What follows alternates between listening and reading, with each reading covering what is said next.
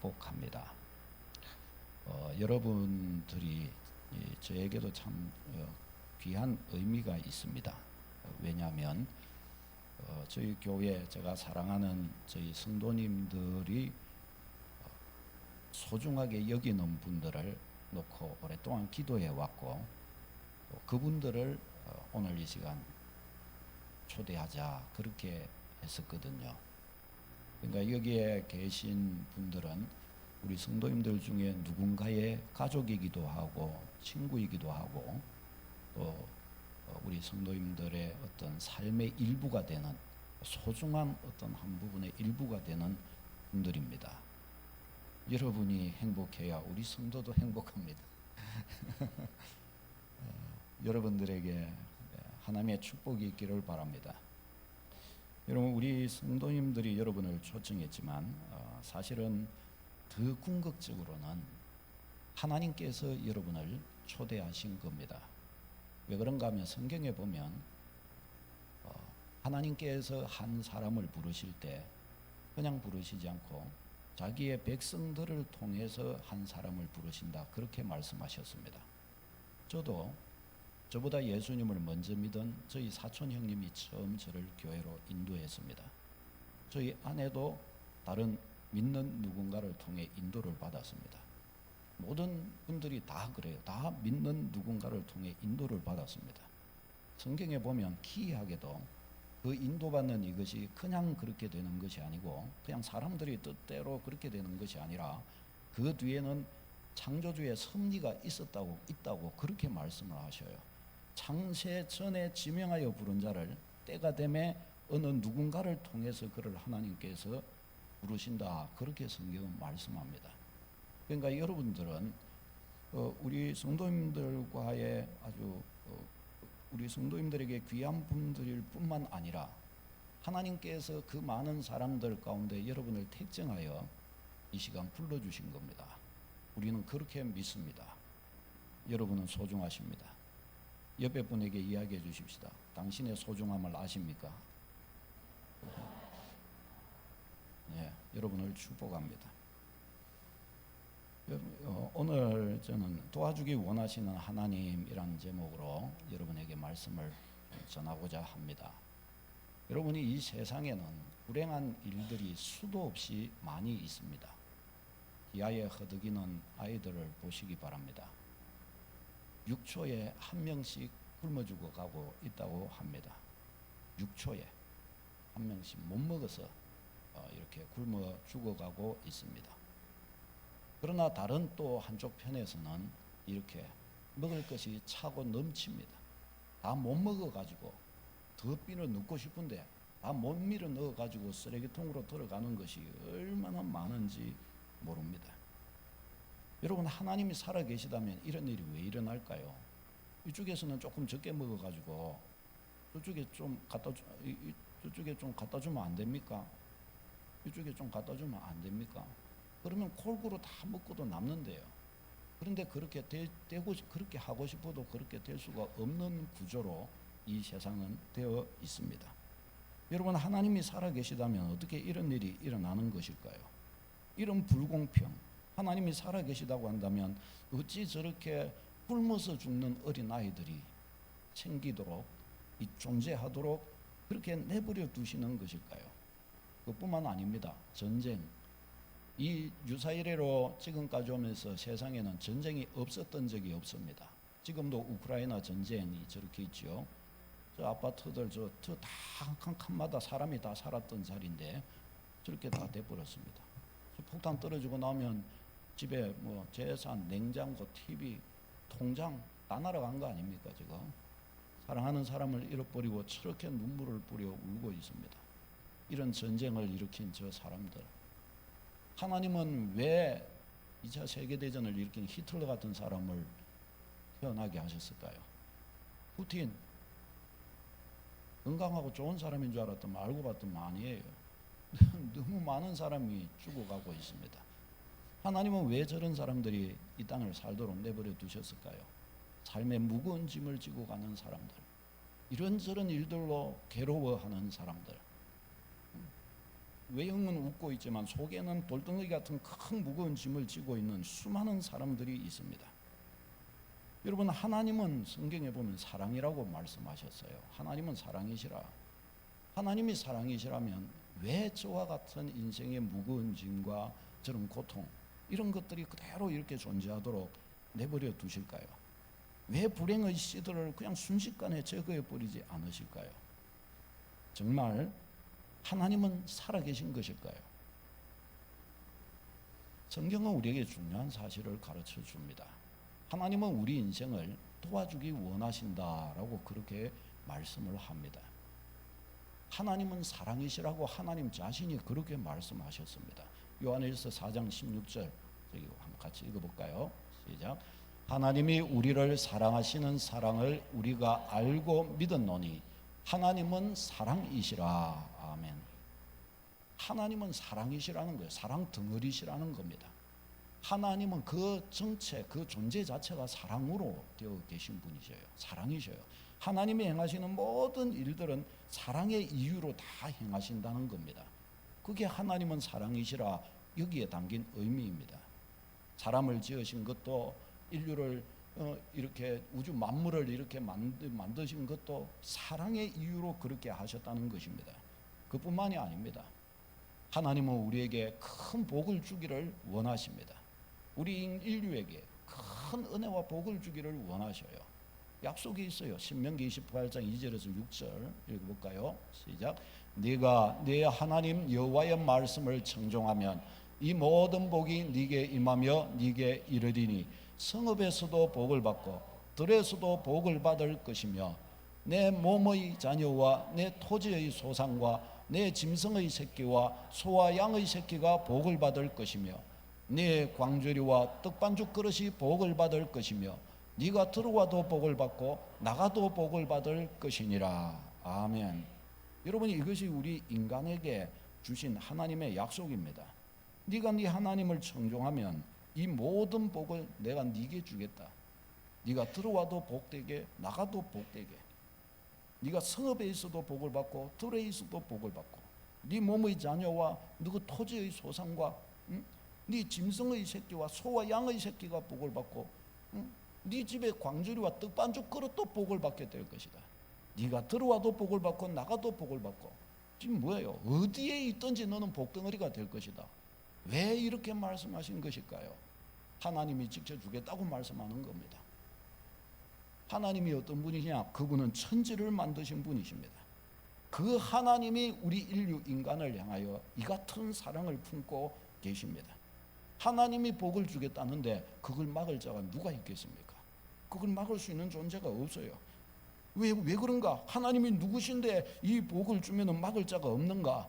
하나님은 전능한 분이십니다. 그분은 천지 만물을 창조한 분이십니다. 그래서 그분을 하나님이라고 그러고 그분은 유일하신 분이라고 그러는 겁니다. 저런 하나님이 2명 있고 3명 있고 4명 있고 그러면 그가 하나님일 수 있습니까? 그는 하나님일 수 없습니다. 자기들끼리 싸워갖고 이쪽은 내 편 이쪽은 내 편 그렇게 평가를 다 만들겠죠. 신의 세계도 그러면 나라를 작작 만들어가지고 내가 이쪽에는 왕 저쪽에는 네가 왕 그러겠죠. 그게 무슨 신입니까? 가짜지. 그게 인간하고 똑같은 거 아닙니까? 그러나 성경은 말씀합니다. 하나님은 오직 한 분이시요 유일하신 분이시요 천지를 만드신 이는 한 분이지 다른 천지를 만든 신이 또 존재하지 않는다. 내가 누구의 도움을 받아서 천지를 만든 것이 아니다. 그렇게 말씀합니다. 그러니까 그분이 말씀하는 거예요. 네가 내 말을 들으면 내가 너를 복되게 해주겠다. 들어와도 나가도 내가 너를 살펴주고 내가 너를 붙들어 주겠다. 이게 하나님께서 우리 인간에게 주신 약속입니다. 그러니까 만물을 지으신 분이시기 때문에 우리 인간으로서는 도저히 할 수 없는 저런 약속, 저런 말씀을 주실 수가 있고 저것을 또한 실현해 주실 수도 있는 것입니다. 여러분, 이분을 보신 적이 있으시죠?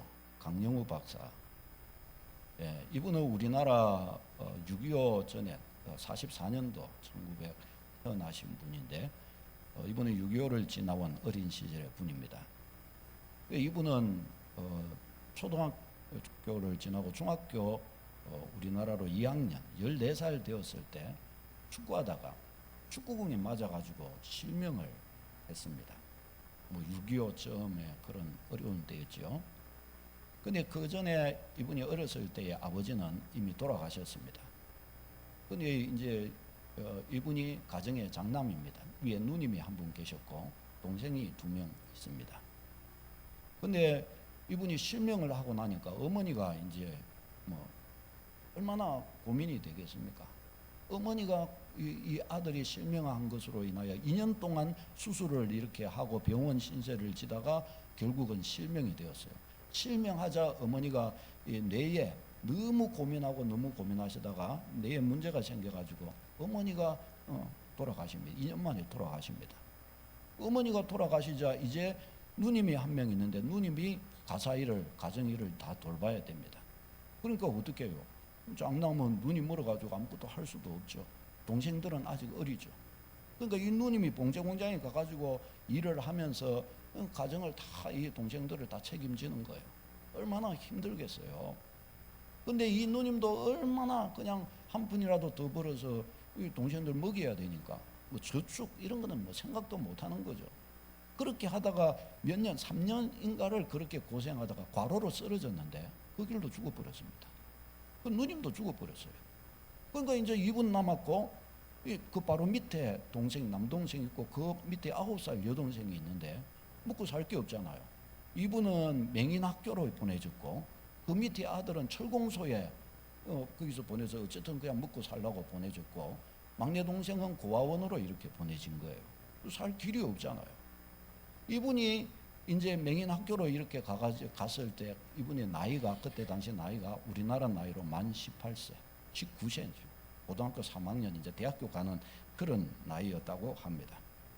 근데 이런 나이에 학교에 들어가는데 맹인이고 이러니까 뭐 공부가 차례로 해오지를 못하잖아요. 그러니까 이분은 거기 가가지고 중학교 1학년 교재를 가지고서 공부를 했다고 합니다. 중학교 1학년 걸 가지고 공부를 하는데 그때 당시 대학교 1학년 자기보다 1살 많은 걸스카우트에 있는 이 숙명여대를 다닌 여자분이 자기 선생님이 되어 자기를 가르쳐 주었다고 합니다. 그분을 통해서 이렇게 배우는데 뭐 자기보다 1살 많은 사람은 이미 대학생이 되어갖고 자기를 가르치죠. 자기는 뭐 눈도 보이지 않죠. 그것도 중학교 1학년 거 이제 겨우 이렇게 공부하고 있죠. 답이 안 나오는 거예요. 답이. 이렇게 답이 안 나오는데 자기 신세가 너무나 처량한 거예요. 그래서 이때 그분이 당시를 회상하며 이런 말을 했습니다. 비참해도 더 이상 비참할 수가 없었습니다. 고아라는 것을 빼더라도 나는 두 눈을 보지 못하고 있습니다. 내 나이의 이 다른 사람들은 이미 대학을 가고 그런데 나는 이제 초등학교 1학년의 이 공부를 이렇게 하고 있습니다. 아무리 돌아보아도 미래가 보이지 않고 내게는 소망이 없었습니다. 그때를 두고서 이렇게 고백을 해요. 근데 그때 이분이 이제 한 모사님을 만나고 상담을 받고 이야기를 나누고 하면서 이전에 이 가지고 있었던 신앙을 다시금 되찾게 됩니다. 그리고 하나님 앞에 일생일대의 기도를 하게 되었다고 합니다. 하나님, 저를 한번 보십시오. 저는 인생에 아무런 답이 없습니다. 저는 이렇게 장님이 되어가지고 어느 누구가 뭐 나를 돌봐줄 수도 없고 나의 미래는 그저 거지가 되는 것 이상 뭐 없습니다. 하나님, 그러나 하나님이 살아계신다고 한다면 저를 도와주십시오. 하나님이 살아계신다면 제 미래를 책임져 주십시오. 이분이 하나님께 자기를 완전히 의뢰합니다. 이때의 기도가 어떤 기도겠습니까? 그리고 이분이 이제 마음에 뜻을 세우는데 내가 반드시 대학을 가리라. 그 시대에 대학을 가리라 꿈을 꾸게 됩니다. 그래가지고 6년을 공부를 하는데 그때부터 공부를 해서 18만 18세였으니까 만 24세에 대학에 들어가게 됩니다. 어느 대학을 들어갔냐? 당시 연세대학을 들어갔습니다. 근데 당시에는 이 맹인을 가르칠 어떤 이런 게 학교에 안 돼 있었답니다. 그래서 맹인을 입학시켜 주지를 않았답니다. TO가 없었대요. 들어갈 수가 없었대요. 그런데도 이분이 그냥 어떻게 어거지를 쓰든지 그 총장님 만나고 해가지고 왜 맹인을 할 수가 없느냐, 내 나라 왜 나 사람을 지금 안 해 해가지고 막 여차 저차 했는데 이분을 합격시켜 준 거예요. 그래서 1호로 들어가게 됩니다. 그래가지고 거기에 들어가가지고 이분이 이제 공부를 하게 됩니다. 공부를 하고 두 번째 꿈이 이분이 있었어요. 그게 뭐냐? 미국으로 유학을 가는 것이었습니다. 상상할 수 없는 일이었죠. 두 눈 다 뜨고도 당대로는 가기가 어려운 건데 맹인으로서 간다. 돈도 없는 게 이게 뭐 그 꿈을 가지고 막 기도한 거예요. 그랬는데 어느 날 국가로부터 여차 저차 해가지고 기회가 나온 거예요. 그래서 우리나라 최초로 장애인으로서 최초로 국비 유학생이 됐어요, 이분이. 그래가지고 미국을 갑니다. 결혼해가지고 그것도 미국을 가요. 세 번째에 이분의 꿈이 결혼하는 것이었다고 합니다. 그 자기를 누가 받아주겠어요. 그런데 이분이 결혼하여 행복한 가정을 하나님께 가지고 싶다고 그렇게 했는데 이분이 결국 결혼을 합니다. 누구하고 결혼을 했느냐? 그 당시에 숙명여대를 다니고 있었던 대학교 1학년 때 자기에게 중학교 1학년 공부를 시켜주었던 그 누님, 그 선생님하고 사랑에 빠져가지고 그 선생님이 자기를 너무 사랑하는 거예요. 그래가지고 그 선생님이 먼저 유학을 갔다가 온 거예요. 오자 자기에게 자기 놔두고 또 갈까봐 나도 유학을 가겠다 하나님께 결사적으로 기도를 한 거예요, 이분이. 그래가지고 유학을 가려고 하니까 못 간다. 나 데리고 가라. 못 간다. 데리고 갈 수가 있어요. 가지고 그니 막 죽자 살다 하나님께 놓고 기도한 겁니다. 그래가지고 누님 하면서 6년을 지냈다가 나중에는 여보로 바뀌어버린 겁니다. 누님하고 이렇게 부르다가 그분한테 만나가지고 이야기를 한 겁니다. 난 당신 없으면 못 살겠으니 나와 결혼합시다. 그러니까 저쪽에서도 아니나 다를까 나도 당신 없이는 못 살겠으니 알겠다고. 그래가지고 청혼을 받고 3년 동안 부모님이 허락을 안 해줘가지고 3년 동안을 끌면서 그걸 결국은 그걸 극복해낸 거예요. 그래가지고 결혼해가지고 미국으로 이렇게 국비장학생으로 유학을 이렇게 떠나게 되었습니다. 그래가지고 거기에서 공부하고 학위를 받고 학위를 받았는데 맹인을 당시에 뭐 누가 취직을 시켜줍니까? 대학 교정에 쓰고 싶었는데 맹인한테 누가 배우고 싶겠나 이라고 아무도 안 들어주더랍니다. 그런데 그때 당시가 지나면서 백악관에 소위 말하면 임시직 어떤 뭐 교육 관련해서 그런 일자리가 나오는데 마치 아르바이트 하는 듯이 거기에 들어가는 취직을 했는데 거기에서 어떤 사람을 만나가지고 그때부터 시작해가지고 이분이 서서히 이렇게 올라가기 시작합니다. 그리고 부시 대통령 때에 이 장애인 이 분과의 차관보 우리나라 최초로 최고 미국의 고위공직자로 이렇게 발탁이 됩니다. 그리고 그렇게 지나면서 이제 이분은 미국에서도 아주 저명한 그런 가문으로 지금은 이렇게 정평이 나 있습니다. 이분은 이제 몇 년 전에 이렇게 돌아가셨습니다. 하나님 부름을 받으셨어요. 이분은 장님이면서도 주님 교회에서 장로의 직분을 받고 아내 서건숙 사모님은 그 교회에서 권사의 직분을 받고 지금도 그분은 잘 섬기고 계시고 이분은 장로의 직분도 잘 이렇게 감당하시다가 하나님의 부름을 받으셨습니다. 이분이 이런 고백을 했습니다. 나의 장애는 하나님께서 나를 통해 하나님의 위대하심을 드러내는 수단이었다. 이분이 돌아가시기 전에 죽기 전에 자기의 그와 같은 그 모진 그 고난의 그 시간들을 통과한 다 모든 것이 지나고 난 이후에 과거를 보면서 지내놓고 보니까 이 모든 것들이 나의 하나님의 위대하심을 드러내는 수단이었다. 라고 그와 같이 고백을 이분이 했습니다. 사랑하는 여러분, 하나님은 다 하실 수 있는 분이십니다. 제게 어떠한 하나님으로 역사하셨고 여러분 각자에게도 개인의 하나님으로 역사해 주실 수 있는 분이십니다. 저는 목회자로서 믿음의 세계에 대해서 좀 많이 아는 것이 있습니다. 신앙생활을 지금까지 오면 수많은 사람들을 봤는데 하나님은 전능하시고 천하 만물의 주인이기도 하시면서 하나님이 우리 인생에게 제일 원하시는 것이 있습니다. 그게 뭔가 하면 나와 개인적으로 만나주시는 것입니다. 여러분 한 분 한 분과 개인적으로 만나주고 싶어 하시는 분이 하나님이십니다. 하나님은 그런 마음 관심을 가지고 여러분을 찾으십니다. 여러분이 여기서 막 큰 소리 치고 말한다고 부산시장님이 와갖고 아이고 뭔 일이 있어요 하고 봐줍니까? 부산시장님은 여러분 봐줄 시간이 없습니다. 있습니까? 없어요. 대통령은요? 대통령 딴 일로 바쁘지 내 소리 들을 가갖고 제가 말한다고 해도 듣지도 않습니다. 응? 그렇잖아요. 그런데 그 높으신 전지전능하신 말씀으로 천지를 지으신 그분은 여러분 한 분 한 분을 개인적으로 만나주기를 원하십니다. 여러분 그 사람 있잖아요. 점심 한 끼 먹는 그거 자기 식사 한 끼 그거 낸 워렌 버핏이라는 사람 있잖아요. 처음에 몇 천만 원으로 시작했다가 지금은 몇 억씩 하는 거예요. 점심 식사 한 끼 1시간 내주는데 그 돈을 내고 그 사람을 만나고자 하는 거예요. 80 몇 살, 90 이렇게 돼가는 할아버지인데 그 한 끼가 뭐라고? 그 한 끼 식사를 하면서 그분의 조언을, 해박한 그분의 지식과 그분의 삶의 경륜의 이야기를 듣고 싶어서 그 돈을 내고 그분을 만난다는 거예요. 그분을. 여러분 사람 한 사람 만나는데 1시간 써주는데 몇 억이라는 거예요. 몇 억. 살아계신 하나님 전능자를 만나는 것은 값이 없어요. 그분에게 그냥 나아가서 구하면 그게 되는 겁니다. 하나님 그분은 우리를 그렇게 만나주고 싶어 하십니다. 이런 방식으로 하나님과 개인적으로 만나서 은혜를 받고 위로를 받고 치유를 받고 인생이 새로워진 분이 수도 없이 많습니다. 인생의 가시밭길과 같은 곳, 이 강영우 박사와 같은 이런 인생의 어떤 일생일대의 전환점이 될 수 있는 그런 가장 그 어두운 이 터널에서 전능자가 계시다면 자기 인생을 거기에 모험적으로 걸어버린 이 한 분의 삶을 통해서 자기 인생이 바뀌는 수많은 분들이 있어요. 우리 교회에 우리 교회 분들은 다 아시지만 우리 교회 우리 권사님 분은 젊었을 때 간암으로 고신의원에서 돌아가시니 집에 가시오. 그래갖고 집에 왔어요. 장로님이 믿음이 좋으셔갖고 권사님 데리고 죽으면 죽고 살면 살고 사람이 해줄 거 없으니 우리 기도원으로 가자. 산에 들어가신 거예요.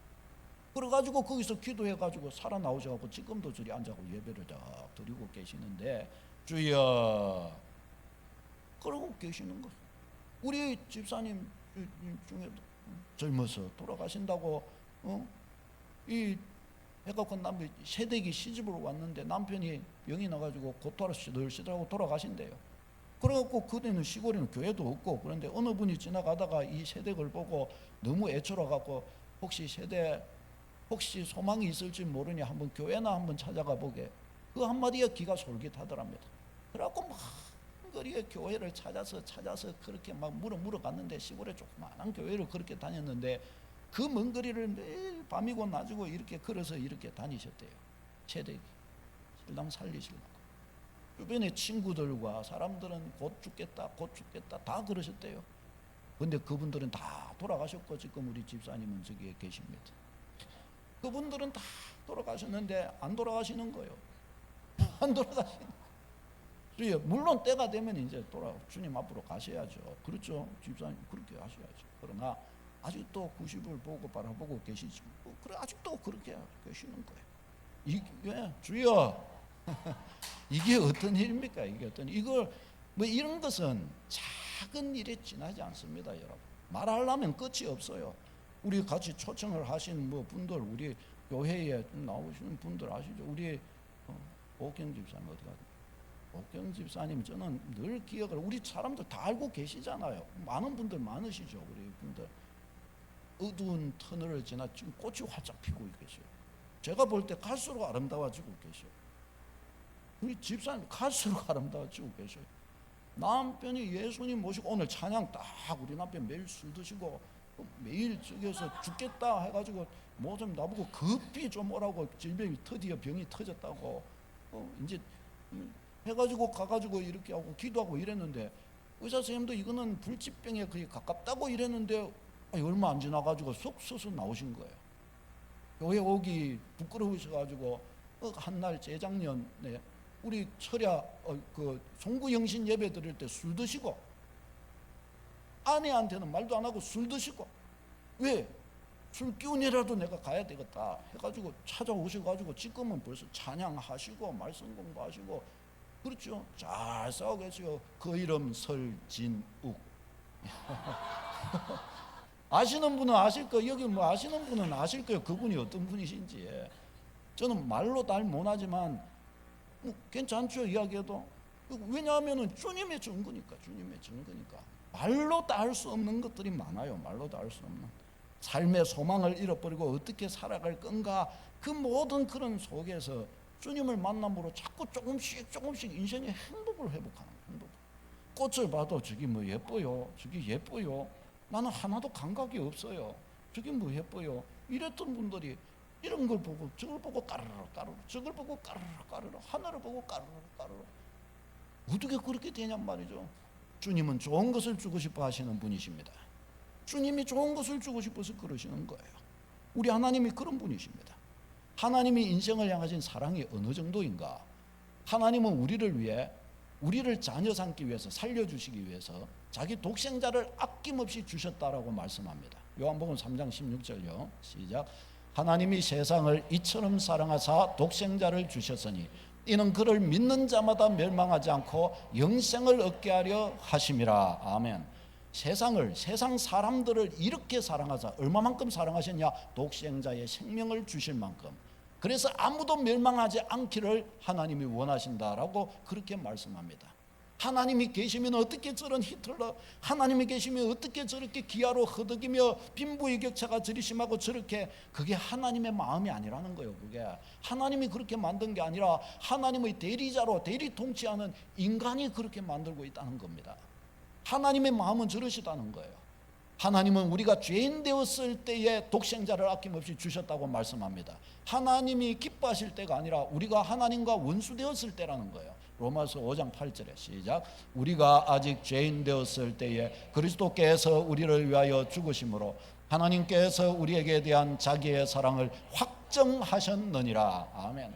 독생자를 주셨으니까 사랑을 확정했다라고 말씀하시는 거예요. 내가 너를 사랑해 줄게, 이게 아니라 사랑했어, 이렇게 하나님은 말씀하신다는 거예요.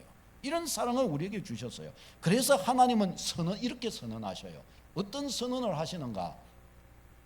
8장 32절요. 시작. 자기 아들을 아끼지 아니하시고 우리 모든 사람을 위하여 내주신 이가 어찌 그 아들과 함께 모든 것을 우리에게 주시지 아니하겠느냐. 아멘. 이 말은 아무나 할 수 없는 거예요. 내가 내 아들까지 아낌없이 너에게 주었다. 너를 살리려고 네게 주었다. 그러면 내가 아들까지 줬는데 내가 네게 주지 못할 게 뭐가 있느냐? 하나님이 우리 인간에게 그렇게 말씀하시는 거예요. 여러분, 이게 믿어집니까? 내 부모도 나를 이만큼 사랑하지는 않는데 신이라는 분이, 하나님이라는 분이 계시는데 그분이 나 인생을 향하여 이 정도로 생각하신단 말인가? 더 놀라운 말씀이 있어요. 마태복음 7장 9절에 11절 시작. 너희 중에 누가 아들이 떡을 달라 하는데 돌을 주며 생선을 달라 하는데 뱀을 줄 사람이 있겠느냐? 너희가 악한 자라도 좋은 것으로 자식에게 줄 줄 알거든 하물며 하늘에 계신 너희 아버지께서 구하는 자에게 좋은 것으로 주시지 않겠느냐. 아멘. 이게 예수님이 직접 주신 말씀인데요. 누가 아들이 떡을 달라 하는데 돌을 줄 부모가 어디냐? 생선을 달라 하는데 뱀을 줘갖고 물려 죽으라 그래. 키우기도 싫고 물려 죽으라. 그럴 부모가 어디냐는 거예요. 인간이 악해도 자기 자녀는 챙길 줄 아는데 하물며 하나님은 악한 분이 아니신데 사랑이 하나님은 사랑이시라 그랬는데 그 사랑이 하나님이라고 하면 하나님은 오죽하시겠느냐 하는 거예요. 하나님은 우리 인생을 향하여 이런 통탄하시는 이런 말씀을 우리 인간에게 하시는 것입니다. 여러분, 그런데 왜 하나님의 사랑은 나에게 나타나지 않는 것 같을까요? 왜 이와 같이 이렇게 엄청난 하나님의 사랑이 있는데, 그런데 이 하나님의 사랑이 왜 우리 인간 세상에 똑바로 미치지 못하는 것 같을까요? 왜 그래서 인간은 비참할까요? 그것은 하나님은 우리 인간에게 복을 주지 못하고 계십니다. 하나님의 마음은 이렇게 꿀뚝 같고 이렇게 엄청나신데 모든 준비를 다 해놓으셨는데 뭔가 조금만 만족이 되면 바로 다 떨어질 것이 분명한데 이게 안 된다는 것입니다. 왜 안 되냐? 사람이 하나님을 등지고 살기 때문입니다. 이게 첫 번째 이유라는 거예요. 호세아 2장 8절 인간의 삶의 모습을 한번 보십시다. 시작. 곡식과 새 포도주와 기름은 내가 그들에게 준 것이요 그들이 바알을 위하여 쓴 은과 금도 내가 그들에게 더하여 준 것이거늘 그가 알지 못하도다. 아멘. 하나님이 저들에게 필요한 것들 저것들을 다 줬다는 거예요. 곡식도 포도주도 기름도 하나님이 줬다는 거예요. 근데 사람들을 보니까 저걸 어디 갖다 쓰느냐? 바알한테 갖다 바치고 은과 금도 하나님께 주셨지만 저들이 알지 못하고 저것을 엉뚱한 데로 가가지고 엉뚱한 데 감사하고 엉뚱한 데서 쓰고 있다는 거예요. 생각하고 있다는 겁니다. 하나님을 알지 못하고 하나님 아닌 다른 것을 하나님의 대체로 물로 만들어서 거기에 가가지고 자기 인생을 맡기고 막 좋다 그러고 이루고 있다는 겁니다. 이게 인생의 비참함, 인생의 어리석음이라고 성경은 가르쳐 줍니다. 하나님을 등지고 있는 거예요. 이사야서 1장 2절 3절 읽어보겠습니다. 시작. 여호와께서 말씀하시기를 내가 자식을 양육하였거늘 그들이 나를 거역하였도다. 소는 그 임자를 알고 나귀는 주인의 구유를 알건만은 이스라엘은 알지 못하고 나의 백성은 깨닫지 못하는도다. 아멘. 이게 이스라엘 백성을 향하여 말씀하신 건데 이걸 좀 다르게 확장시켜 보면 하나님이 지으신 존재가 우리 인간인데 하나님이 지으셔서 지금까지 이렇게 자라가고 살아가게 이렇게 하셨거늘 그렇지만 그들이 하나님을 거역하는 거예요. 인간이 하나님을 거역하는 거예요. 짐승도 소도 자기 임자를 알고 나귀도 자기 주인의 구유를 알아요. 저는 시골에서 자랐기 때문에 소를 집에서 많이 키웠어요. 근데 집에서 몇 킬로 떨어진 곳에서요 소풀을 이렇게 먹이다가도요 저녁이 되면은 제가 막내였기 때문에 이걸 했거든요. 근데 저녁이 되면요 소를 탁 끄고 갑니다. 그런데요 그 막 소가 열 몇 마리씩 일이 되고 송아지들도 많고 이러는데 그걸 저 혼자 어떻게 끄고 가겠어요? 근데 초등학교 다니는 제가 혼자서 그걸 다 끄고 가요. 어떻게 끄고 가냐?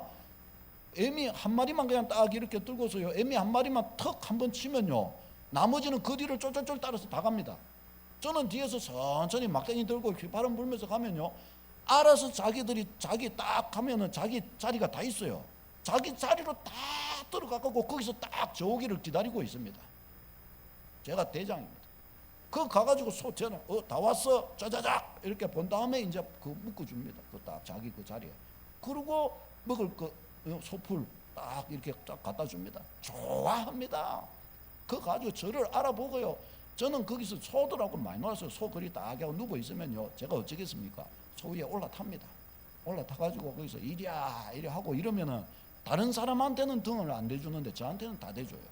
그래가지고 이것들이 좋아갖고 에 하고 제가 초등학교 때 가벼우니까 이래요. 주인을 알아보는 거예요. 소도 자기한테 풀 주고 먹을 거 주고 물 주고 이 주인을 소도 알아보는 거예요. 그런데 누가 못 알아봐요? 인간이 못 알아보는 거예요. 인간이 하나님을 못 알아본다는 거예요. 인간이 하나님이 이렇게 탄식하신 거예요. 탄식. 두 번째는 죄가 인간과 하나님 사이를 막고 있다는 겁니다. 죄가 이사야 59장 1절 2절에 말씀합니다. 시작.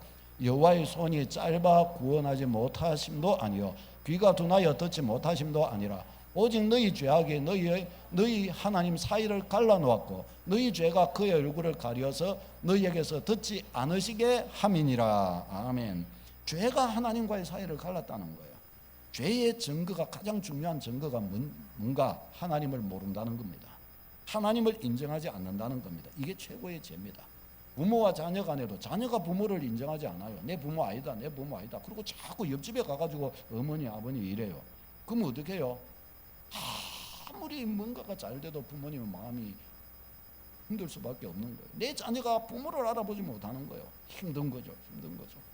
그러니까 하나님께서도 인간의 죄가 뭐냐 뭐 이런저런 못된 짓 하고 도덕적 윤리적인 뭐 잘못을 저지르고 그것도 죄입니다. 그러나 더 근본적인 것은 뭐냐 자기를 지으신 분을 인정 안 하는 거예요. 자기를 지으신 분을 모르는 거예요. 하나님은 이것이 너무 답답하신 거예요. 그래서 하나님이 주고자 예배하셔도 하나님께 오기를 원하셨는데 주지를 못하시는 거예요. 왜? 알지도 못하고 인정도 안 하고 오지도 않으니까 하나님이 안 주시는 거예요. 그러니까 영원히 가로막히고 고통할 수밖에 없는 것입니다. 여러분 하나님은 우리에게 좋은 것을 주기를 너무나 원하고 계십니다. 예레미야 3장 33절 시작. 주께서 인생으로 고생하며 근심하게 하시면 본심이 아니시로다. 그렇죠? 본심이 아니시라고 가르쳐 줍니다. 29장 11절요. 여호와의 말씀이니라. 너희를 향한 나의 생각은 내가 하나니 평안이요 재앙이 아니니라. 너희에게 미래와 희망을 주는 것이니라. 아멘. 미래와 희망을 주고자 하시는 것이 하나님의 놀라우신 뜻이라고 가르쳐 줍니다. 여러분 그러면 우리는 어떻게 해야 될까요? 예수님을 바로 알면 됩니다.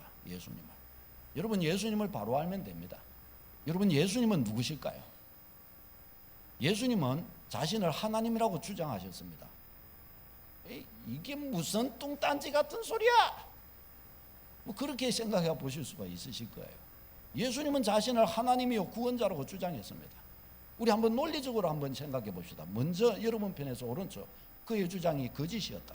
왼쪽, 그의 주장은 사실이었다. 둘 중에 하나가 할 거 아니에요. 먼저 그의 주장은 거짓이었다고 생각해 봅시다. 그의 주장은 거짓이면 두 가지가 또 있을 수 있어요. 거짓인 줄 알고 거짓말했다. 거짓인 줄을 모르고 거짓말했다. 두 가지로 나눌 수 있습니다. 거짓인 줄 알고 거짓말했다. 저거는 고의로 거짓말한 거잖아요. 그걸 놓고 뭐라 그래요? 거짓말장이라고 그러는 거죠. 거짓말장이. 근데 거짓인 줄을 모르고, 자기가 진짜 하나님인 줄 알고 거짓인 줄 모르고 저 말을 했다. 그러면 뭐예요? 망상에 사로잡힌 자죠. 망상에. 그건 결국 망상에 사로잡힌 자는 미치광입니다. 그러니까 예수님이 자기가 하나님이요 구원자라고 이야기한 이것이 거짓이었다고 한다면 예수님은 둘 중 하나입니다. 거짓말장이든지 미치광이든지. 결국은 그렇게 귀결이 됩니다. 그럼 반면에 그분의 주장이 사실이었다면 그러면 어떡할까요? 사실이니까 그분의 주장대로 그분은 하나님이요 구주 구원자이신 것이 맞죠? 그렇다면 우리에게 있어서 선택사항은 뭘까요? 둘 중 하나밖에 없는 거예요. 그분을 받아들일 것이냐, 그분을 거절할 것이냐. 둘 중 하나라는 것입니다.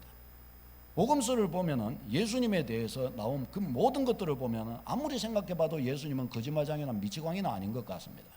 그렇다고 한다면 그분의 말은 사실인 것이 분명합니다. 그런데 사실인 것이 분명한데 사람들은 이런 식으로 이야기합니다. 그분은 놀라운 위대한 성인이다. 사람들은 그렇게 이야기합니다. 사람들은 그분은 대단한 분이다. 수많은 제자들을 양육하며 인생에게 아주 놀라운 어떤 가르침을 베푼 위대한 성인이요 위대한 스승이다. 그렇게 이야기합니다. 그런데 성경을 보면은 위대한 스승이거나 성인일 가능성은 전혀 없습니다. 왜냐하면 예수님 자신도 제자들도 원수 그 예수님을 죽인 사람들도 예수님을 그렇게 보지도 않았고 그렇게 말하지도 않았기 때문입니다. 둘 중에 하나입니다. 거짓말장이나 미치광이든지 아니면 그분의 말씀대로 하나님이나 구원자이든지 둘 중에 하나입니다. 우리가 택할 수 있는 것은 둘 중에 하나입니다. 예수님은 위대한 성인이야. 4대 성인 중에 한 명이 아닙니다. 예수님은 거짓말이나 미치광이든지 하나님이나 구원자든지 둘 중에 하나입니다. 여러분, 성경은 예수님을 위대한 스승이거나 성인이라고 말한 적이 없습니다. 둘 중에 하나입니다. 하나님이요 구원자이시든지 거짓말장이요 미치광이든지 둘 중에 하나라는 것입니다. 여러분, 예수님을 믿으면, 그 다음에 문제, 예수님을 믿으면 하나님의 자녀가 됩니다. 예수님이 누구신가를 아는 것이 중요합니다. 여러분, 예수님을 미치광이로 하시렵니까? 아니면 그분은 하나님이요, 그래서 그분을 믿을 것이냐 아니면 말 것이냐로 결정할 것입니까? 예수님을 믿으면 하나님의 자녀가 된다고 가르쳐 주셨습니다. 요한복음 11장 12절요. 시작. 영접하는 자 곧 그 이름을 믿는 자들에게는 하나님의 자녀가 되는 권세를 주셨으니. 그렇죠? 하나님 그분이 계시다면 그분의 진지한 약속입니다. 영접하는 자 믿는 자에게 자녀의 복을 주겠다. 내가 네가 자녀가 되게 해주겠다. 아이고 나 같은 것이 무슨 자녀. 내가 너를 자녀로 만들어 주겠다. 내 자녀가 되게 해주겠다. 네 자녀로 삼아 주겠다. 하나님이 삼아 주시면 자녀 같지 않아도 자녀가 될 줄로 믿습니다. 제가 이렇게 있는데 전혀 모르는 애를 제 자녀로 법적으로 입양을 하면 제 자녀인 것이 맞습니다. 법적 효력이 있습니다. 그렇죠? 저기서 자녀의 권세를 주신다고 할 때 저것은 법적으로 자녀를 삼아 주신다는 것입니다. 그냥 얼렁뚱땅 말로 그냥 자녀해 줄게 그랬다가 진짜 자녀라고 아버지하고 이렇게 하면 네가 누구냐? 뭐 이렇게 사람처럼 그렇게 하시는 게 아니고 저거는 완벽하게 법적인 권한을 가진 자녀가 되게 해주신다는 겁니다.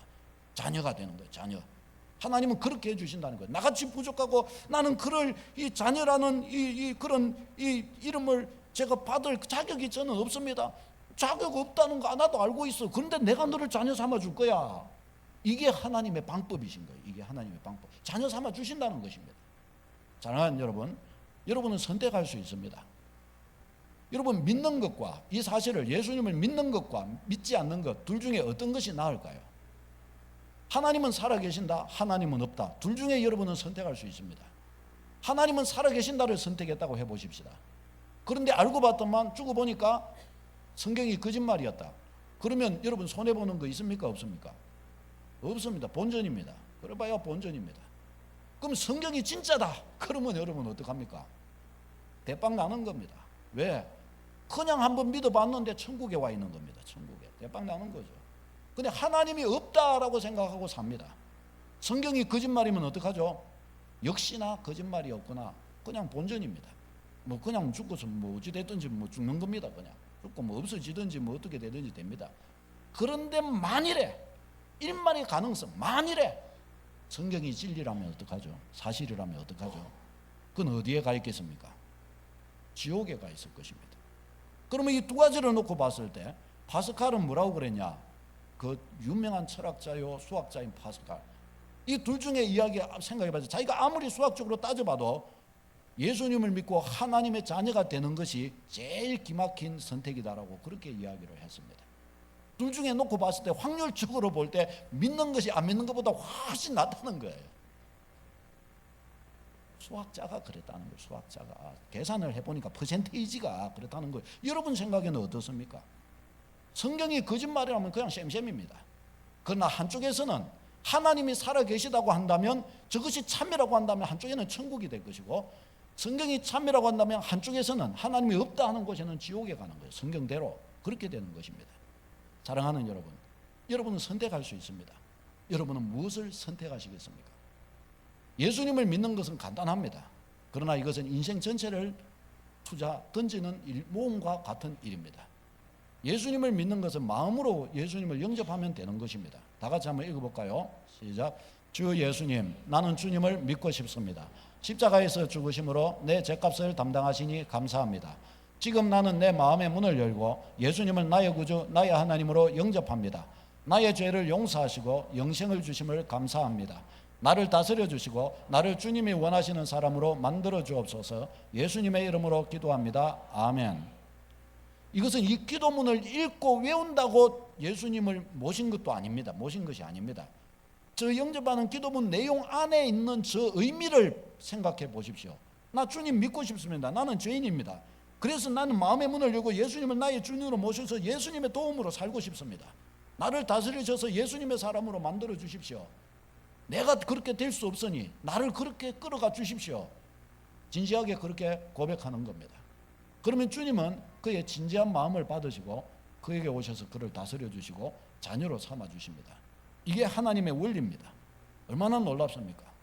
여러분에게 바라기는 이것이 다 믿어지는 축복이 있기를 바라고, 저희가 하나님의 자녀인 것처럼 여러분이 다 하나님의 자녀로서 이 복을 얻게 되기를 바랍니다. 하나님은 여러분을 사랑하십니다.